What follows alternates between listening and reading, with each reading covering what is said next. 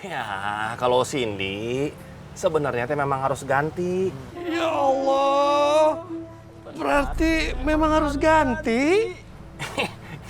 Pada kenapa sih? Udah tenang aja dulu, ah. Sep, saya mau ke musola dulu nya.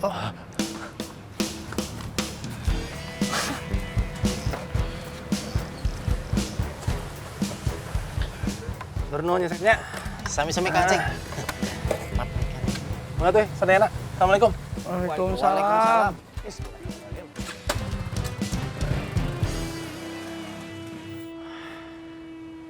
Tuh, apa saya bilang?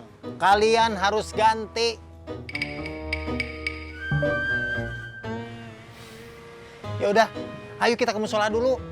Nanti kalian teh berdoa yang banyak di sana supaya kalian teh dapat keringanan buat ganti tiket pesawat. Terutama kamu Kasdun, biar jangan dipecat.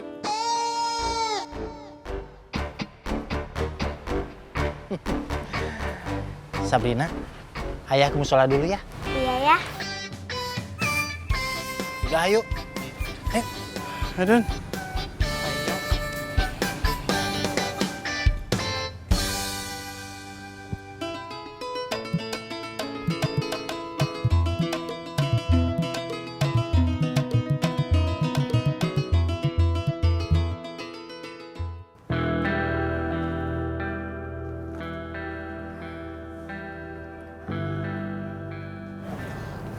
Cek.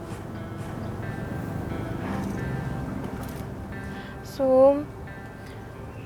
Ica ganti gari mana, Sum? Nanti Sumi bantuin. Gak usah, Sum, gak usah.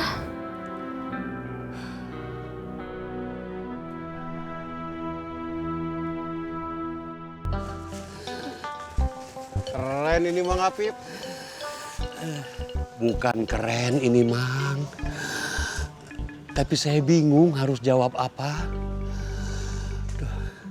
Padahal waktu saya bicara sama Pak Ustadz, terus bicara sama Cik Ona, saya masih bisa ngasih alasan. Tapi begitu ketemu Mak Eros, hilang lenyap semuanya, Mang. Saya nggak bisa ngomong apa-apa di depan Mak Eros. Mak Eros, Mang. Iya, Mak Eros.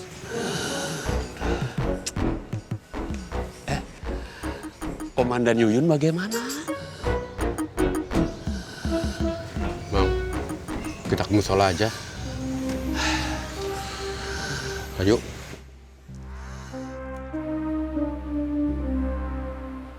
Dudung! Keluar dong! Mana ini orang? Ampun, ini ampun, Dudung! Dudung, keluar dong!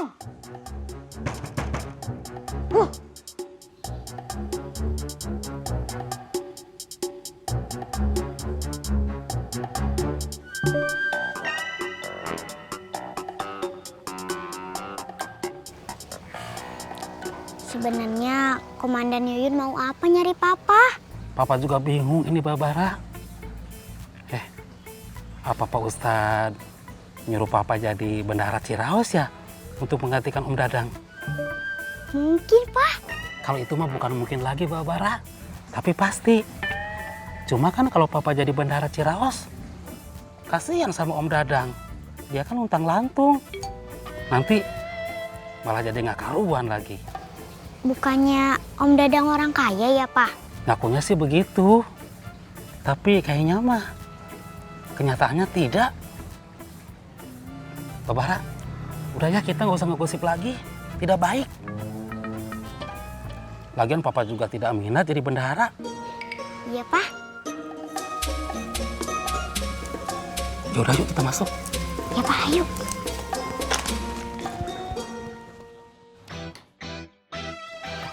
Mah, Papa mau jemput Debbie dulu ya. Pak, nanti jangan ngomongin aneh-aneh sama Debbie ya. Duh, tenang aja, Ma. Papa tuh kenal sekali Debbie.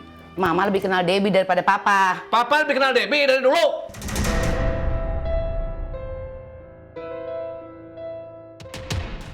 Bapak teh kenapa sih meni bentak-bentak mama kan jadi takut. Muka. Iya makanya jangan ngebentak mama tuh. Mama juga bentak-bentak papa. Mama teh tahu gimana Debbie, makanya mama khawatir. Justru papa ini lebih tahu Debbie dibanding mama. Makanya papa teh biasa aja, tidak khawatir. Apa? Udah deh, papa mau jemput dulu lah. Assalamualaikum. Waalaikumsalam. Ampun si papa mah. Masa belum sadar juga kalau suatu saat tuh Debbie bisa meledak? Setiap manusia pasti pernah merasakan sakit hati dan kecewa. Kecewa dan sakit hati pada orang lain atas sikap dan perilakunya. Kecewa pada keadaan atau bisa juga satu situasi saat ini atau pada masa lalunya. Perasaan marah terhadap seseorang atau suatu kondisi bisa saja diungkapkan dengan emosi yang meluap-luap. Tapi ada orang yang berusaha memendamnya sendiri. Tapi kalau sakit hati dan kecewa ini dibiarkan berlarut-larut, ini bisa menimbulkan efek yang tidak baik. Baik untuk dirinya sendiri maupun orang lain. Perasaan ini bisa membuat hubungan antara yang menyakiti dan yang disakiti hatinya tidak bagus. Sudah banyak kasus kejahatan di sekitar kita yang disebabkan oleh sakit hati. Nauzubillah min dzalik. Nauzubillah min dzalik. Nauzubillah min dzalik. Tapi tidak jarang seorang anak yang diam-diam menyimpan luka masa lalunya. Luka yang tidak bisa diungkapkan pada saat dia masih kecil. Luka yang akhirnya tumbuh saat dia masuk remaja dan dewasa. Lalu berontak menumpahkan segalanya. Keadaan seperti ini sering tidak kita sadari. Atau mungkin juga kita sadar. Tapi kita mengabaikannya. Karena kita berpikir mereka masih anak-anak. Nanti juga lupa. Padahal ini bisa menjadi bom waktu yang akan meledak.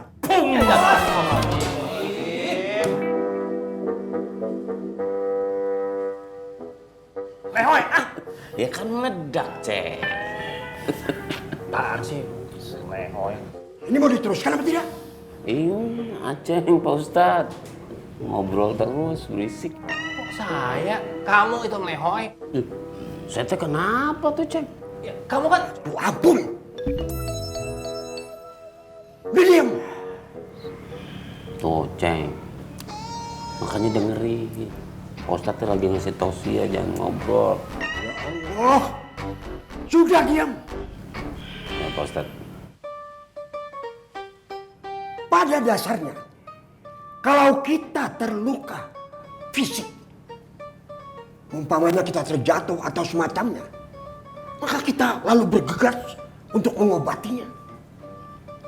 Begitu juga kalau kita luka hati. Harusnya kita segera mengobatinya. Karena kalau tidak, ini bisa menimbulkan ledakan. Maaf. Tidak, jangan.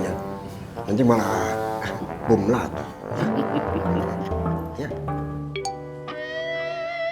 Mengobati luka hati itu harus dengan tekad yang kuat. Keinginan untuk bersungguh-sungguh supaya hati itu bisa kesembuh. Pak Ustadz. Terus masalah anak-anak yang tadi gimana itu? Nanti nanyanya. Sok tahu sekali. Ingin kelihatan pinter ya?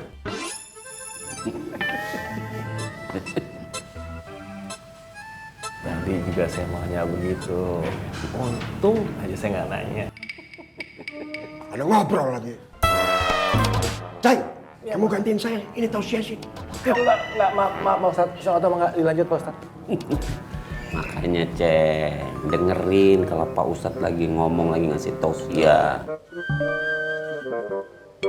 Ampun ini. Banyak masalah. Tahu? Ustad? Udah masuk waktu belum?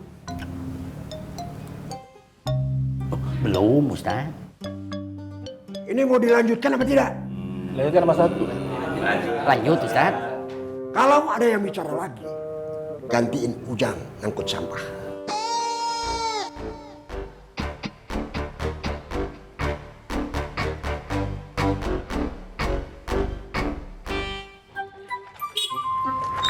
Assalamualaikum. Waalaikumsalam. Cuma bertiga. Debbie mana? Debbie lagi ngobrol sama Jennifer. Astagfirullahaladzim, Popon. Kok kamu diemin aja sih? Kamu senang ya? Debbie itu dicurhatin soal kemiskinan sama Jennifer. Nggak usah jawab. Assalamualaikum. Waalaikumsalam.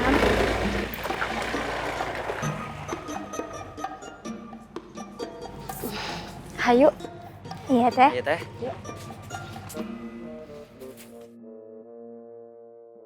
Ada satu hal yang harus diingat dan penting. Adalah tekad kita untuk bersungguh-sungguh. Dan jangan lupa, tekad yang kuat juga senantiasa akan mendapat godaan dan bisikan dari syaitan yang ingin terus membiarkan luka itu terbuka. Jangan biarkan peluang setan untuk masuk. Ya. Usai? Baik Pak Ustadz. Setan memang senantiasa selalu berusaha untuk membisikkan hal-hal yang keji dan munkar.